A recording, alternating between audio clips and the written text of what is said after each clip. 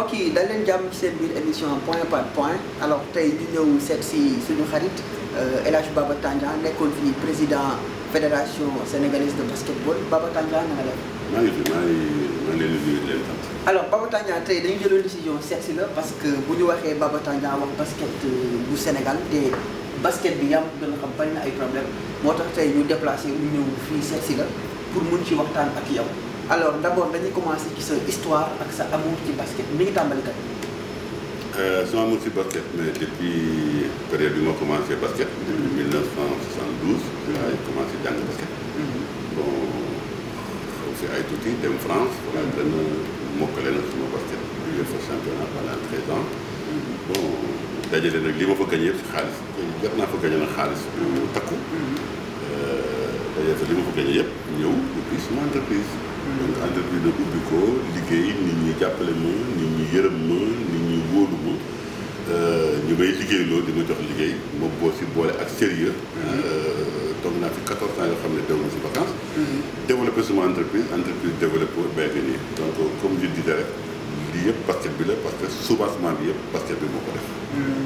lan moo la poussé ci nga dugg ci fédération sénégalaise de basket pour jël ci ay responsabilités. waaw xam nga man mosuma dugg ci fédération basket man dama nekkoon li ñuy wax le deuxième bailleur de la fédération de basket après l'État. fii jëlee ko ci temps ñoom Ablaye Seye bu ci ñoom Ibou Diagne ñoom bon Ibou Diagne nekk fi tey man Cheikh Ibou Diagne mais Ablaye Seye mu ngi fi. ñooñu ñëpp mën nañu ko seede basket bi man dama demoon rek dans mon esprit basket bi may na ma lu bari. tax na ma nekk ma am une autorité parce que xaalisu basket bi moo tax ma monté suma entreprise. bu doon basket bi li ba si daan gagné. mun imaginer dinaa monter entreprise mel ni yan xam ne France immigration bi mu méttee. donc loolu moo tax ma gëstu basket bi yóbbu na ma benn niveau bu nga xam ne tey bu ñu mayee respect mais ma am benn kattan am benn baat ci biir dëkk bi fii basket bi moo ma ko may. donc c'est logique et normal quelque part su ma mënee aussi delloo njukkal basket bi te du ma gaañ suma entreprise ma def ko loolu moo waral na ma dugal ci basket bi à l'époque di financer basket bi. si édition Roy Ren yi depuis 1993 man maa ko mos a financé. di leen may à l'époque ay télévision yu ndaw ba may ñëw suma xarit yi ñëw jël si ma les anciens basketteurs ba pare teg ba ma à la tête de la fédération. pour que basket bi mën a génn si léthargie bu mu nekkoon en 2009 2010 pour essayer de fouetter un peu le basket parce que basket dafa demoon ba carrément dafa daanu. Baba Tandian basketball yàgg nga ci kon war nga xamante ak actuel président CNBS Serigne Mboup lan mooy seen diggante yi nag seen rapport avant muy ñëw di nekk président CNBS. ah non mais Serigne Mboup j'ai pas de awma problème ak moom avant suma xarit la woon ba léegi sax suma xarit la. mais bon peut-être que d'accord ñu si nu muy doxalee ak point de vue bi mu am si basket bi mais il reste un ami c'est quelqu'un que j'apprécie beaucoup il est bon en fait maa indi Serigne Mboup si basket bi. man mii maa ko indi si basket bi ñu ma tabee man maa xool. Serigne Mboup je l'ai rencontré pour la première fois chez Macky Sall. quand il était premier ministre. donc bi ma demee kër Macky Sall ma daje ak Serigne Mboup foofu. foofu laa xamee Serigne Mboup. il m'est devenu sympathique. il est gentil hein ça vraiment côté boobu moom vraiment loolu moom je crois que c'est son atout numéro 1.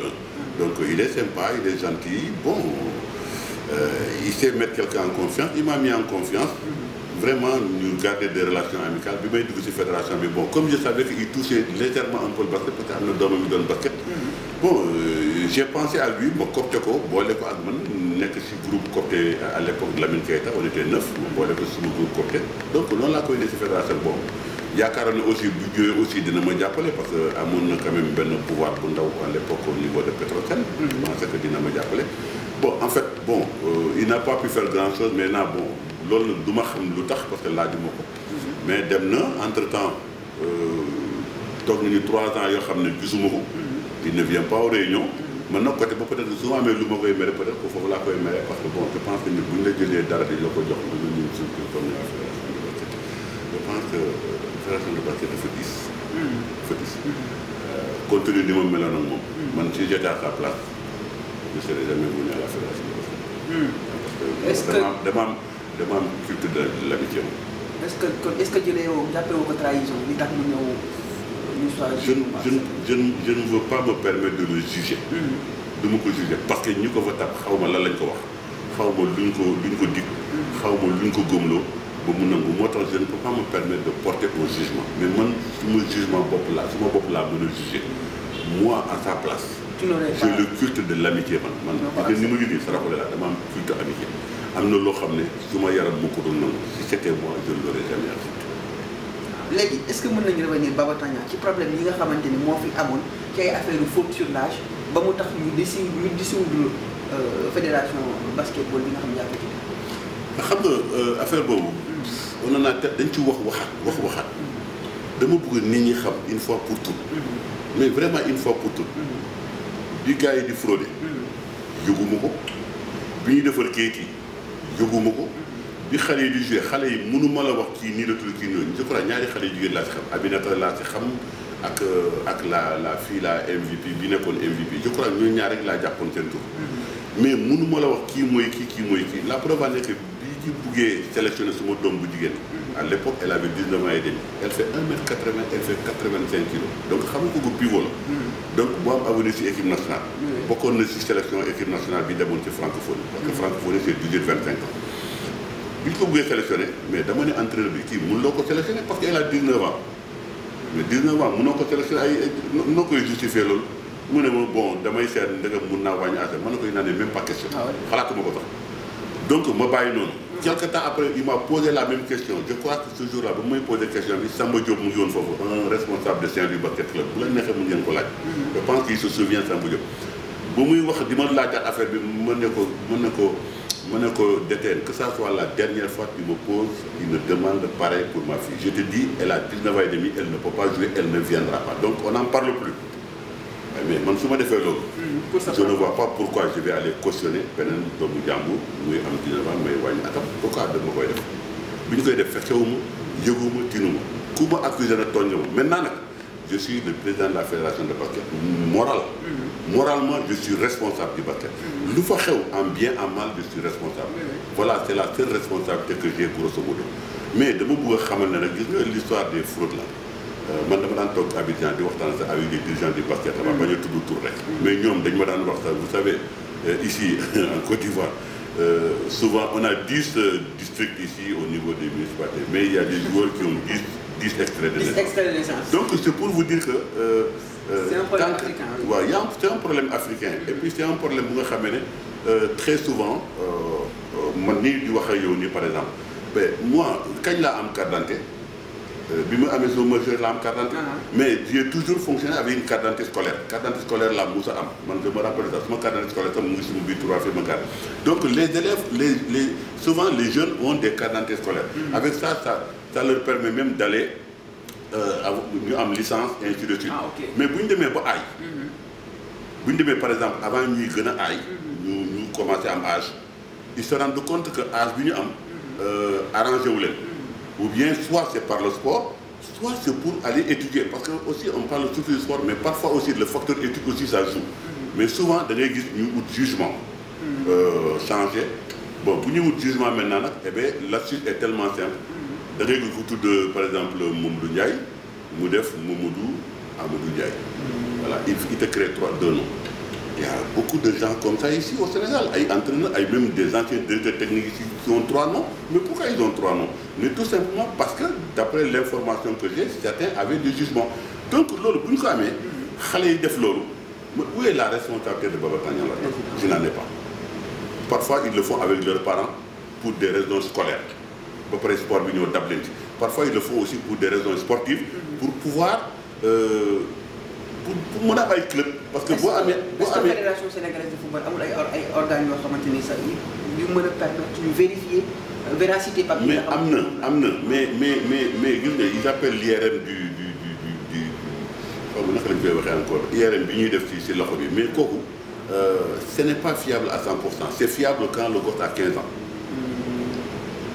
Mais ce n'est pas fiable à 100% quand le gosse a plus de 15 ans. Donc souvent, il y a des gosses qui ont... C'est difficile, on ne peut pas juger ce genre de... Parce que beau juger, on a tellement de personnes qui ont fait ça. Mais filles, on n'est pas là pour faire un jugement des gens. Mais d'abord, je vais vous donner un exemple. Vous savez, Et ceci dit, bien sûr, nous condamnons la fraude sur toutes ses formes. Sur toutes ses formes, parce qu'en plus le Sénégal n'en a pas besoin. Parce que le Sénégal a suffisamment de bons basketteurs, de jeunes talents. Il suffit tout simplement qu'on y mette un peu plus. Parce que moi, c'était ça, l'autre mot dont je me disais. C'est-à-dire que les me jouaient une traçabilité. Malheureusement, dans cette traçabilité que je faisais, il y a des gosses qui avaient plus de 18 ans. Pour moi, c'était des gosses de 18 ans qui maintenant ont une traçabilité. Parce qu'ils seront fichés au niveau de FIBA. Malheureusement, il y a eu des gosses qui sont passés sur là. Donc, l'équipe du Nigeria, mais gagné une compétition U18 il y a quelques années. Le secrétaire général de FIBA Afrique, on a vu tous les gosses avaient plus de 25 ans. Tous, les 12, on a 2, mais 12 avaient plus de 25 ans. Mais non, on ne vous donnera pas la coupe parce que hein, les jeunes que vous avez amenés, vous nous avez amené des vieillards. Il dit, oh, c'est bon, monsieur le secrétaire général, il n'y a pas de problème, gardez vos coupes, ils ont pris leur avion, ils sont partis.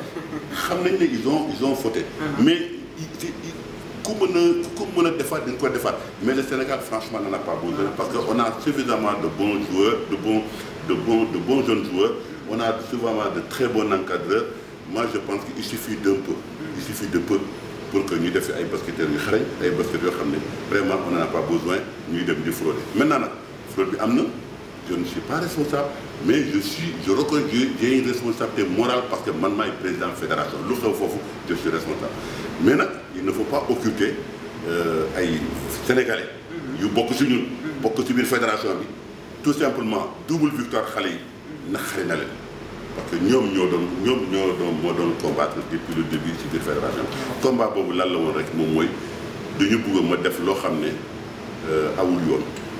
c'est-à-dire que pour c'est un pour bëgg-bëgg te loolu bu ma ko defee je pense que damay jalgati aussi yoon nanguwuma ko moralement je ne peux pas le faire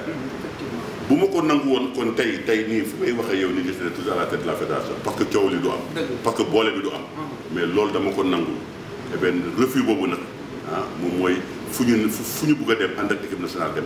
fu ñu bëgg a dem ak seen i xarit ànd ak seen i xarit dem comme lii Boniface doon ñaxtu tout dernièrement wala ñu envoyé ay techniciens autour de l'équipe nationale ñu jël ay fédération ñëpp ay seen i xarit bu dem foofu pour faire la bamboula et bien c'est ce genre de bamboula ñooñu loolu ma bëggoon a def loo ma lank boobu nag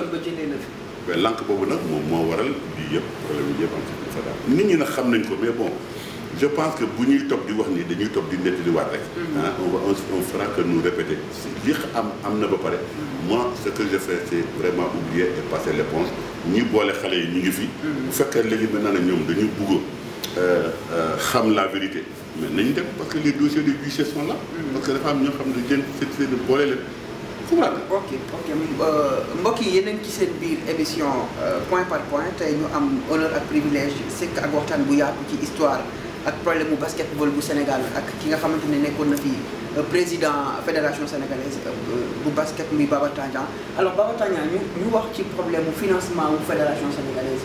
bu basket xanaa lan mooy problème bi parce que souvent on attend des problèmes yu éphémères ay problèmes de 8 millions pour soigner joueur boo xam dafa blessé ak ay dem nañ fi ba wax ni bi ñu demee coupe du monde récemment ay pinton lañ fa doon lekk xanaa l'État ne finance pas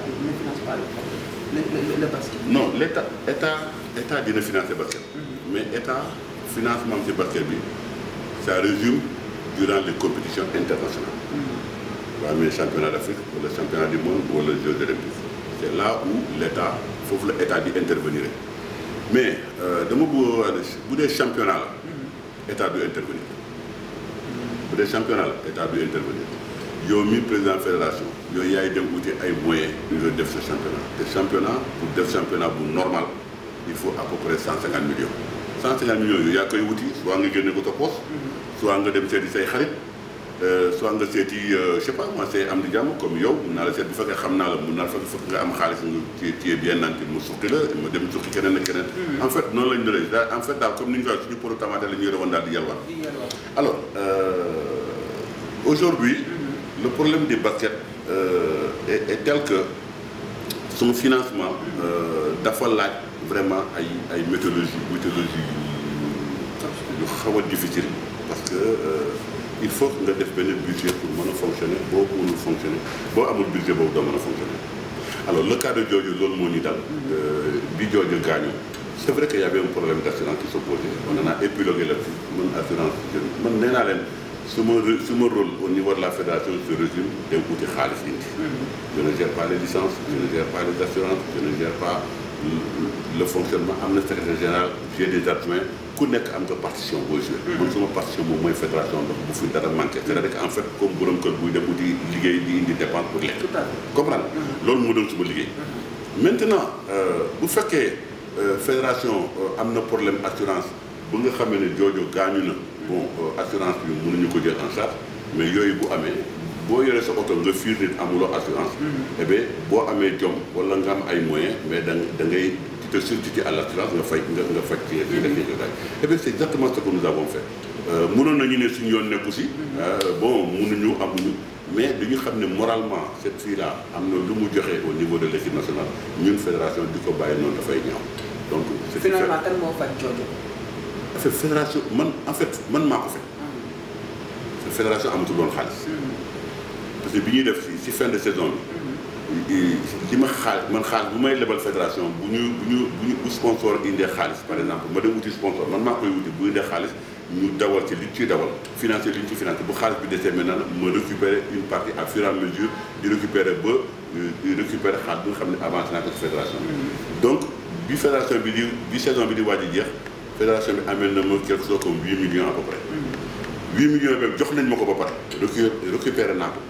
le lendemain si dañ ñu jox le devis de Jojo ne il faut que ñu faj Jojo ma jël 8 millions yi delloo waat ko si biir kenn comprendre pour ñu fajee ko Jojo parce que bu ma demoon ak 8 millions yi du dootu ñu mën a faj Jojo parce que fédération amatul woon xaalis. président Macky Sall intervenir woon pour ñu faj Jojo. après dinañ ci ñëw bi ñu fajee Jojo ba pare si la ñu changé fédération bi. waaw ba ñu ko changé. man ñu jox ma benn chèque bu nekk nii boo xam ne moom la fédération bi am rek muy 7 millions 678 466 moom la wax. fédération de basket amee. maintenant entre temps. bi ñuy defar chèque bi quelques jours après ci la ñu changé fédération bi. donc du coup je suis parti avec un chèque sans provision puisque amatul xaalis. donc chèque baa ngi nii nga xam ne mais je ne le regrette pas parce que xaalis bi. ça a servi ñu faj Jojo ba mu wér. entre temps président de la république yëpp ko. yónnee ko 5 millions par Ndongo Ndiaye. dañu jël 5 millions jox ko Ndongo yóbbu 5 millions ba si ay waajuram jox ko. Mansour Faye magu jabaru président. yëg histoire bi waa CNB yóbbul ko ay dossier médical yu Jojo envoyé. sur la base de ces dossiers là. ñu décaissé 3 millions 500 mille jox leen ko. ñoom ñu dem ci biir jël 3 millions 500 mille bi def ko leneen. waaw def ko naka sa dul noonu je suppose que dañ ko utiliser pour démarrer seen championnat parce que ci période yooyu amuñu woon xaalis et bizarrement bi ñu jotee 3 millions 500 mille bi du ñu ce qui nous a donné le puits à l'oreille comme ni ko tubaab di waxee mooy 3 jours après dañuy démarrer seen championnat bon ñu gis aussi ñu bañ a jox Jojo les 3 millions 500 mille yi ko Mansour jox. soit disant que dañuy xaar Jojo indi leen ay yeneen documents que documents yi leen Jojo jox c'est des faux. et or que les documents ne sont pas faux puisque documents yi man maa ko yore woon. donc j'avais dit une copie. mais admettons les documents sont faux. Mais ce sont ces faux documents qu'ils ont prêté à présenter à Mansour jox leen 3 millions 500. donc ñoom aussi ils ont fait du faux et usage de faux. parce que document faux yi leen Jojo jox. document boobu lu ñu jël jox ko Mansour jox leen 3 millions 500 mille. léegi ñu ne léegi 3 millions 500 mille duñ ko jox Jojo tant que Jojo joxu leen mais ma tontu ma leen ba yéen lu leen ci taxaar biir la bu ñu ciy aussi mbooloo yow nee nañ la joxal jiw 3 millions 500 mille. mais jox ko jiw 3 millions 500 mille mu defal la décharge booy def say compte nga ne ko jox nañ ma pour ma jox ko jiw jox naa ko def na décharge. nga bëggoon nag di vérifier ndegam il faut que muy indi la kii il faut mu wax la ban docteur moo koy faj ainsi de suite. je pense que c'était pas sérieux et le CNB est passé à côté. et ils avaient promis aussi fay ko les 10 mois de salaire yi nga xamee ne jëloon nañu engagement bi ñu ko commencé di ko fay. je crois à ce jour d'après li ba Jojo wax on lui a payé que 4 mois sur les 10 mois yi nga xam ne amal nañ ko. donc bon il y a tellement de manquements bu nga xamee ne ku bëggul wax sax CNB tu es obligé de parler du CNB parce que que moi je pense que manquement yooyu ça fait pas. alors ba tey Baba Tandian ñu ñëw ci problème bi nga xamante ni góor gi si Dieng moo ko mujjee révélé mu ni bi ñu demee Espagne dañu doon lekk mburu ak tom ndax amoon nga ay information ci loolu. waaw xam na amoon naa information parce que xam nga xale yi su may gox xam nga am na loo xam ne. c'est vrai que bu moo leen yóbbu championnat du monde. mais pour yóbbu leen championnat du monde pour nga ne naam il faut nga ne fa. c'est vrai que si loxo lañ jaar ba pare. ñu qualifié leen. et entre temps ñu changé fédération bi ñoom ñu def. c'est bien lu ñu def foofu je ne dis pas que c'est pas mal c'est très très bien les gosses sont bien défendus avec malgré tous les difficultés. vraiment je les félicite je félicite les gosses je félicite tout le monde ñi àndoon xale yi ñoom ñëpp je félicite tout le monde sans exception. mais l'histoire des Pintons man loolu yëgoon naa ko parce que xale yi bu ñu nekkee chez bi dañuy jekkoo ak man dañuy wax ak man bu ñu nekkee Malaga dañuy wax ak man certains pas tous mais une bonne partie dañuy wax ak man. c'est du pain du thon ak une cuisse de poulet. parce que ki ma ko yónnee. loolu la ma wax ci biir mail du ma wax turam nag nee na ma président voilà depuis quelques jours c'est ça qu'on nous sert pratiquement tous les soirs une cuisse de poulet du thon et parfois duñu sax tuur on est obligé ñu génn dem wuti ay sandwich pour lekk wala yu mel noonu parfois aussi on a des problèmes d'eau mais tous ces manquements moi je du ma ko amputer par exemple au président du CNBS. Il est responsable, comme moi j'ai été responsable moralement de l'équipe, il est responsable moral, donc, mais ça ne veut pas dire que c'est lui qui donne des pintons au ça, il faut quand même faire une nuance. Mais, bi ma ko yëgee nanguwuma ko wax kenn dama décider tout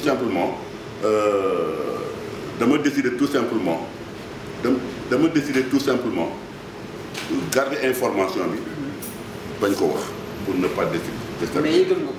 yëgoon naa ko depuis le 19 août bi ma demee aussi Séville ñëpp gis nañu dem naa supporté naa équipe bi ànd ak sama soxna. mais suma tànk musul taxaw si hôtel bi. même bu ñu gagné du ma dem ci hôtel bi uniquement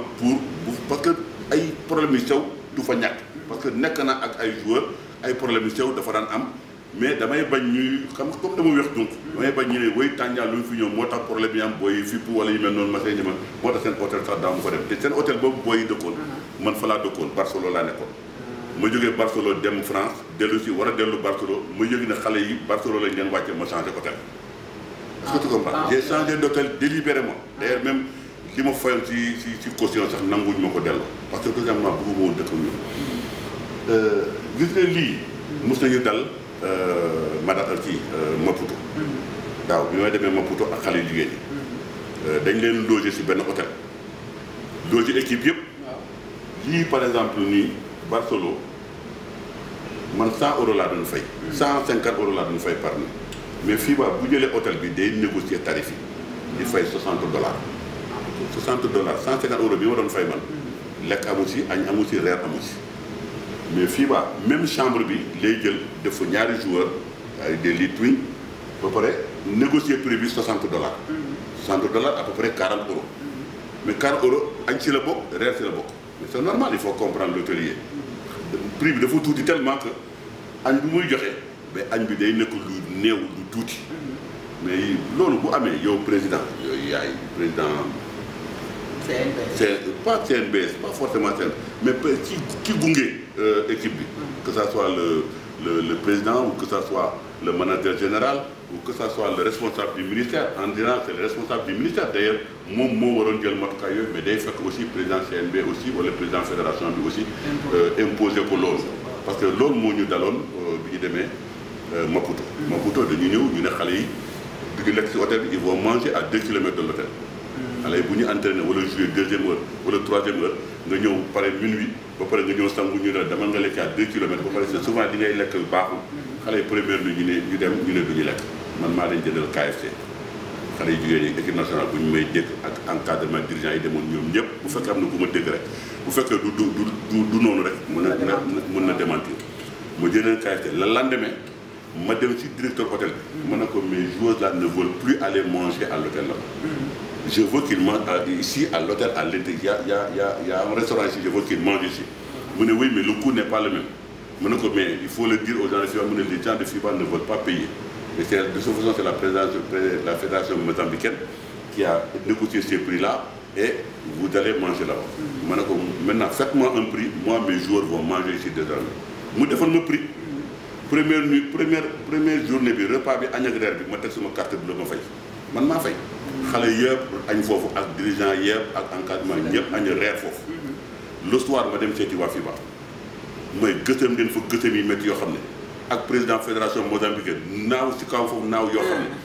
bi leen ne mais kii c'est Tandian mais si on ne l'écoute pas il va nous massacrer yi si xam nga bi leen dafa ma yëpp suma xarit la nag mais dafa ma yëpp mais ma gëstëm wax leen dëgg finalement ils sont revenus en arrière ils ont accepté maintenant que Sénégal añ ci biir hôtel du coup le président de l'Angola ak ñeneen ñi ñu ne mais si le Sénégal mange nous aussi on mange et par ricochet et bien tous les clubs se sont retrouvés dans le restaurant pour avoir une bonne alimentation sans ñu génn donc comment dire naka la ñu koy waxee ci wolof fu Dakar booy jaay ful la booy jaay Dakar mais il en faut et voilà le résultat mais kooku les gens de ñi demoon Mozambique fekkee nañ ko donc moi je pense que ce que le CNB aurait dû faire on a donné une mauvaise alimentation aux gosses c'est normal parce que hôteliers ils ne se retrouvaient pas ak xaalis bi leen FIBA fay du CNB moo fay FIBA moo fay ils se retrouvent mais toi tu as le droit de changer le menu soit nga négocier ñu changer ko ñu améliorer ko soit aussi nga fay un supplément et bien ñu changer menu bi mais maintenant li may reprocher le président du CNB c'est bi ko góor gi si waxee sur le plateau de TFM mais mënoon na ko démentir foofu mais il l'a pas fait mu bàyyi bu góor si dem beneen émission jàkkaarloo am mu dugg muy wax ne oui que lii ay entrée la ah entrée ñëpp xam nañu entrée day am thon am machine oui mais lii li ma gis nii lii du entrée entrée day am thon salade mayonnaise pomme de terre je sais pas macédoine ñama yëpp mel loolu jour buy jël entrée gis nga jour yi bu ñu jël entrée jour yi dañu fuxale bu ñu jël entrée seen assiette day fees del et y a du tout là-dedans mais fii tu ne vois pas de salade tu ne vois pas de thon tu ne vois pas de tomate tu ne vois rien tu vois que du thon kese ak benn cuisson. yow kay ki la ko envoyé dafa mer kon. non dafa meroon. jour bi dafa mer. non dafa meroon parce que commentaire yi sax ñeme ma ko wax. waaw commentaire yi mu si boole ma du ma ko wax mais je dis tout simplement que prochaine fois les dirigeants war nañu moytu lii ils ont une possibilité bu fekkee FIBA mooy fay ils ont une possibilité ñoom pour améliorer le menu des gosses ñoom ñu teg yokk ci xaalis. alors au fait Baba Tandian egsi nañ si suñu jeexitalu émission xanaa rek ñu tàggoo ak suñu téléspectateur ba pare jox la tamit kàddu gi ci biir nga tàggoo. waaw bon tàggoo bi moom mooy. solution yu problème basket. solution basket bi aujourd'hui je pense que dégg naa tey réunion cadre de concertation des présidents hier. gis naa réponse su CNB aujourd'hui mais je pense que quelque part c'est extrêmement dangereux parce que man waxtaan naa ak les gens de FIBA fële Madrid. Tout le monde se demande comment le Sénégal est venu en championnat du monde avec une structure d'exception parce que FIBA ne l'accepte pas avec son article 97. Bon, à l'époque, l'ancien ministre Mbagnick, on ne sait pas qu'est-ce qu'il a dit. Moi, je pense que quelque part, pour avoir les 300 millions, FIBA a fait des concessions. Parce que FIBA avait besoin de cet argent. Et cet argent-là, on l'a payé illégalement parce que mon frère cet argent-là, on ne l'aurait pas payé. 300 millions. 300 millions, dont nous pouvons faire. Parce que Boulet, c'est la première fois qu'il y a un basket mondial dans le monde. Nulle part ailleurs, on a vu une telle sanction. Donc, le Sénégal est tombé dans le panneau. Ils ont enlevé la fédération. Du coup, il n'y a plus d'interlocuteur pour voir la fédération, avec FIBA Monde, FIBA Afrique. Donc, du coup, le ministre a accepté de payer. Mais en quelque sorte, c'est comme si c'est du roc comme du rocoma, je paye, mais permettez au CNB de partir parce qu'il faut enlever Tandian, parce que le ministre, lui, Tandian me donne problème. Donc ils sont partis. Mais ce qu'ils ont accepté en Coupe du Monde, il n'est pas dit qu'ils vont l'acheter en championnat d'Afrique. Le championnat d'Afrique en 2015, sur le CNB, beaucoup fait fait. Et bien Sénégal, 12 pouces place, tout dem. Et ça, je le dis haut et fort pour que nit ñi xam bu fekkee ne dañ ko weddi dañ fi bàyyi CNB mu toog fii ba 2015. mu nekkoon seen émission point par point ñu doon dalal tey Baba Tandian nekkoon fi président fédération sénégalaise de basket nekk ku bëgg sport alors Baba Tandian ñu ngi lay gërëm ci dalal bi ñu dalal gis na ne ngay war bal bi pour lan la. waaw bal bi de moom laa gagné Espagne xam nga ñëpp gis nañ moom may bondal ci terrain bi et tout ça man ak benn espagnol chuté dugal am lu ma gagné ñu yaakaar lu rëy laa gagné mais mu ne bal bu ma gagné mu ngi nii Espagne 2014 voilà maa ngi remercier TFM maa ngi remercier auditeurs yi ñuy seetaan. Merci beaucoup.